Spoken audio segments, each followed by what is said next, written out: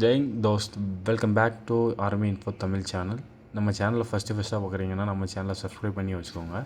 ஒரு good news என்னென்னு பார்த்தீங்கன்னா, நேற்று அக்னிவீர் கிளர்க்கு அண்ட் எஸ்கேடிக்கான ரிசல்ட்டை வந்துருந்துச்சு நம்ம கோயம்புத்தூர் அண்ட் திருச்சி ஏரோவுக்கு. இந்த ரிசல்ட்டை பார்த்தோன்னே எனக்கு ஒரு ஹாப்பி. ஏன்னா எப்போதுமே இல்லாத அளவுக்கு நம்ம திருச்சி ஏரோவில் பார்த்தீங்கன்னா எஸ்கேடி அண்ட் கிளர்க்கான ரிசல்ட்டில் மெரிட் லிஸ்ட் நிறையா வந்திருக்கு. இப்போ நீங்கள் யோசிக்கலாம், மெரிட் லிஸ்ட் வந்ததுக்கப்புறம் என்ன பண்ணணும் ப்ரோ, எதுவும் சொல்லலை, டேட் எதுவும் சொல்லலை அப்படின்னு சொல்லி டவுட் இருக்கும் உங்களுக்கு. அதனால தான் இந்த வீடியோ நான் போட்டிருக்கேன்.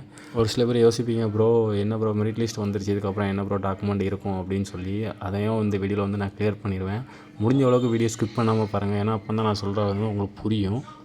இந்த வீடியோவில் பார்த்தீங்கன்னா நான் லாஸ்ட் இயர் செலக்ட் ஆகிருந்தவங்களுக்கான கேட்டிருந்த டாக்குமெண்ட்ஸ் எல்லாம் அட்டாச் பண்ணியிருக்கேன். அது என்னென்னு இப்போ பார்க்கலாம். ஃபஸ்ட்டு பார்த்தீங்கன்னா உங்கள் அட்மிட் கார்டு இது மெயின். எப்போ பார்த்தாலும் நீங்கள் எங்கே இருந்தாலுமே அட்மிட் கார்டு உங்களுக்கு தேவைப்படும். அதுக்கப்புறம் உங்களோட பாஸ்போர்ட் சைஸ் ஃபோட்டோ ஒரு 20 காப்பி வச்சுக்கோங்க. நீங்கள் இந்த ட்ரைனிங் முடிக்கிற வரைக்கும் உங்களுக்கு இந்த 20 காப்பி யூஸ் ஆகும். அப்புறம் பார்த்தீங்கன்னா உங்கள் எஜுகேஷன் சர்டிஃபிகேட், அதாவது நீங்கள் 10th முடிச்சிருக்கலாம், +2 முடிச்சிருக்கலாம், காலேஜ் முடிச்சிருக்கலாம். அந்த சர்டிஃபிகேட்டில் உள்ள ஜெராக்ஸு ஒரிஜினலும் கையில் வச்சுக்கோங்க. ஏன்னா வெரிஃபிகேஷன் பண்ணுவாங்க. எந்த ஒரு டாக்குமெண்ட் நீங்கள் எட்டு போனாலும் ஒரிஜினலும் ஜெராக்ஸ் காப்பி ஒரு 3 காப்பி வச்சுக்கோங்க எல்லாத்துலேயும். அதுக்கப்புறம் பார்த்தீங்கன்னா உங்கள் ட்ரான்ஸ்ஃபர் சர்டிஃபிகேட்டு, அதாவது உங்கள் ட்ரான்ஸ்ஃபர் சர்டிஃபிகேட் இல்லைனா போனஃபைடு, நீங்கள் அந்த காலேஜ் தான் படிக்கிறதுக்காண்டி போனஃபைடு ஒன்று தருவாங்க. அதுவும் வாங்கி வச்சுக்கோங்க. அதுவும் ஒரிஜினலில் க்ரீன் இங்கில் வாங்கியும் வச்சுக்கோங்க. ஜெராக்ஸ் எடுத்து அதை அட்டாச்ட் வாங்கி வச்சுக்கோங்க. ஏன்னா என்னோட செலெக்ஷனில் இதுதான் கேட்டிருந்தாங்க. அதனால நான் சொல்கிறேன். ட்ரான்ஸ்ஃபர் சர்டிஃபிகேட்லாம் ஒன்றும் இல்லை. உங்களுக்கு காலேஜில் வந்திருப்பாங்க ஸ்கூலு, அதில் உள்ள டிசி தான் நம்ம ட்ரான்ஸ்ஃபர் சர்டிஃபிகேட்னு சொல்லுவோம். நேட்டிவிட்டி ஆர் டொமஸ்டின் சர்டிஃபிகேட், இது என்னென்னு பார்த்தீங்கன்னா, நேட்டிவிட்டினா இருப்பிட சான்றிதழ் சொல்லுவாங்க. டொமஸ்டினா நம்ம வசிப்பிட சான்றிதழ்னு சொல்லுவாங்க. ரெண்டும் ஒன்று தான். நீங்கள் இந்த ஒன்று எடுத்தாலே போதும். நான் சொல்கிறது ரொம்ப இம்பார்ட்டன்ட். இதை ஸ்கிப் பண்ணாமல் பாருங்கள். அப்போ தான் நான் சொல்கிற ஒவ்வொரு செகண்டுமே உங்களுக்கு இம்பார்ட்டண்ட்டாக இருக்குது. ஏன்னா டாக்குமெண்ட்டில் ரொம்ப கஷ்டப்படுவீங்க. அதனால் சொல்கிறேன். கம்யூனிட்டி சர்டிஃபிகேட்னா ஜாதி சான்றிதழ் சொல்லுவாங்களா, அதான் கம்யூனிட்டி சர்டிஃபிகேட்டு. வேறு ஒன்றும் இல்லை. ரிலீஜியஸ் சர்டிஃபிகேட்னால் நீங்கள் எந்த மதத்தை சார்ந்தவங்க, ஹிந்து, கிறிஸ்டின், முஸ்லீமு. அது ஸ்கூல் கேரக்டர் சர்டிஃபிகேட், இது ஸ்கூலில் கிடைக்கும். ஸ்கூல் கேரக்டர் சர்டிஃபிகேட்னால் ஸ்கூலில் போய் நீங்கள் ஹெச்எம்கிட்ட சைன் வாங்குற மாதிரி இருக்கும்.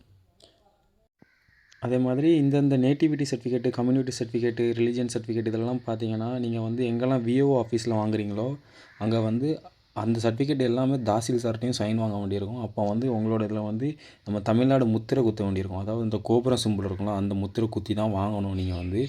அதே மாதிரி எல்லா ஸ்டாம்புமே இங்கிலீஷில் இருக்கிற மாதிரி நீங்கள் அடித்து வாங்கிக்கோங்க. எல்லா சர்டிஃபிகேட்டுமே இங்கிலீஷில் இருக்க மாதிரியே வாங்கிக்கோங்க. தமிழில் எந்த சர்டிஃபிகேட்டுமே அங்கே யூஸ் ஆகாது. ஸோ அதனால் பார்த்துக்கோங்க, எல்லாமே இங்கிலீஷில் வாங்குற மாதிரியே. அதுக்கப்புறம் பார்த்தீங்கன்னா கேரக்டர் சர்டிஃபிகேட்டு.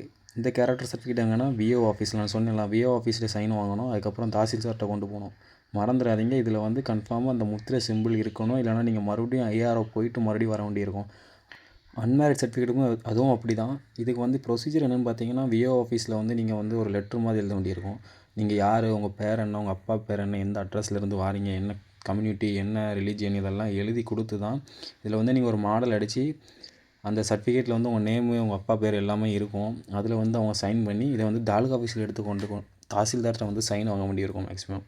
ரிலேஷன்ஷிப் சர்டிஃபிகேட் நமக்கு தேவைப்படாது. ஏன்னா நம்ம ரிலேஷன்ஷிப் பற்றியில் நம்ம செலக்ட் ஆகல. அதாவது ரிலேஷன்ஷிப்னால் அவங்க அப்பா இல்லை அண்ணன் யாராச்சும் ஆர்மியில் இருப்பாங்க, அதில் செலக்ட் ஆனவங்களுக்கு தான் ரிலேஷன்ஷிப் பற்றி சர்டிஃபிகேட் தேவைப்படும். அதேமாதிரி என்சிசி ஏபிசி நீங்கள் கொடுத்து அப்ளை பண்ணியிருந்தீங்கன்னா இந்த சர்டிஃபிகேட்டும் கையில் வச்சுக்கோங்க, ஜெராக்ஸ் எடுத்து. அதேமாதிரி ஸ்போர்ட்ஸ் சர்டிஃபிகேட் பார்த்தீங்கன்னா எல்லோரும் ஸ்போர்ட்ஸ் சர்டிஃபிகேட்டில் இருந்துச்சுன்னா அதையும் எடுத்துக்கோங்க. அதே மாதிரி நீங்கள் எந்தெந்த டாக்குமெண்ட் கொண்டு போகிறீங்களோ எல்லா டாக்குமெண்ட்லேயும் 2-3 ஜெராக்ஸ் காப்பி வச்சுக்கோங்க. ஏன்னா அது ரொம்ப தேவைப்படும். அதுமாதிரி ஐடி டிப்ளமோ எஜுகேஷன் சர்டிஃபிகேட் மாதிரி தான். இது ஐடி டிப்ளமோ முடிச்சிருந்தீங்கன்னா வச்சுக்கோங்க. அஃபிடேவிட் கொடுத்துருப்பாங்க உங்களுக்கு அந்த மாடல் நீங்கள் ஃபஸ்ட்டே இது கொண்டு போயிருப்பீங்க. அதுலேயும் 2 காப்பி ஜெராக்ஸ் எடுத்து க்ரீன் சைன் வாங்கிக்கோங்க. அப்புறம் PAN card and Aadhaar card இது ஜெராக்ஸ் எடுத்து வச்சுக்கோங்க, ஒரிஜினல் வச்சுக்கோங்க. போலீஸ் கேரக்டர் சர்டிஃபிகேட், ஏன்னா இதில் நிறைய பேருக்கு இனிஷியலில் நிறைய பேருக்கு பிரச்சனை வரும். அதனால் எல்லா டாக்குமெண்ட்டுக்கும் பார்த்தீங்கன்னா நீங்கள் 10th மார்க் ஷீட்டில் இருக்க மாதிரியே வச்சுக்கோங்க. 10th மார்க் ஷீட்டில் இருக்க மாதிரி நீங்கள் எல்லா டாக்குமெண்ட்லேயே வச்சுட்டிங்கன்னா உங்கள் டாக்குமெண்ட் ஃபிட் ஆயிரும், உங்களுக்கு எந்த பிரச்சனையுமே இருக்காது. ரெசிடென்சி ப்ரூஃப் உங்கள் வீட்டு அட்ரஸ் அதை ப்ரூஃப் கேட்பாங்க. அதுக்கும் நீங்கள் அந்த மாதிரி தான் நேட்டிவிட்டி சர்டிஃபிகேட் எடுப்பீங்களா, அதே இது ஓகே தான். இது டேட்டூ சர்டிஃபிகேட் நீங்கள் டேட்டூ போட்டிருந்தீங்கன்னா அதுக்கேற்ற மாதிரி டேட்டூ சர்டிஃபிகேட் வாங்க வேண்டியிருக்கும். அது டேட்டூ சர்டிஃபிகேட் எங்கே வாங்கணும்னா டாக்டர்கிட்ட வாங்குற மாதிரி இருக்கும். நான் இப்போவும் சொல்கிறேன், வீடியோ ஸ்கிப் பண்ணாமல் பாருங்கள். ஏன்னா இதில் இருக்க ஒவ்வொரு இன்ஃபர்மேஷனும் எனக்கு எப்படி இருந்துச்சோ டாக்குமெண்ட் வெரிஃபிகேஷன் அதை பற்றி தான் நான் சொல்கிறேன். எவ்வளோ ஸ்ட்ரிக்டாக இருக்குன்னு உங்களுக்கு தெரியாது டாக்குமெண்ட் வெரிஃபிகேஷன் இந்த மாதிரி நிறைய இன்ஃபர்மேஷன் வேணும்னா நம்ம சேனலை சப்ஸ்கிரைப் பண்ணி வச்சுக்கோங்க. அதே மாதிரி அவங்களோட ஃப்ரெண்ட்ஸ்க்கும் இந்த சேனலை வந்து ரெக்கமெண்ட் பண்ணுங்கள். ஏன்னா இது வந்து அவங்களுக்கும் யூஸ் ஆகும். டாக்குமெண்ட்டில் வந்து ரொம்ப கஷ்டப்படுவாங்க. ஏன்னா நான் செலக்ட் ஆகும்போது வந்து டாக்குமெண்ட்டில் வந்து நிறைய பேர் இப்படி தான் ஆனாங்க. அதே மாதிரி டாக்குமெண்ட்டில் எதுவும் டவுட் இருந்துச்சுன்னா கமெண்ட்டில் கேளுங்க. நான் உங்களுக்கு உடனே கிளியர் பண்ணிடுவேன். ஜெய் ஹிந்த்.